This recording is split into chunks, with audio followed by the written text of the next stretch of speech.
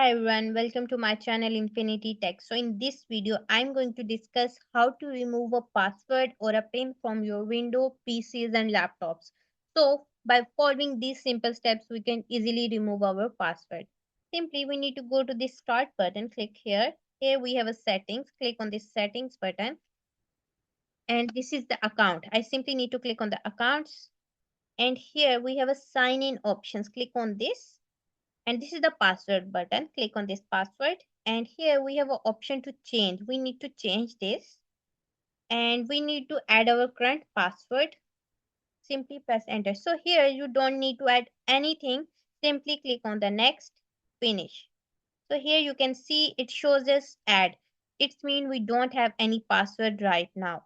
So by following this simple step, you can easily add or remove the password from your system.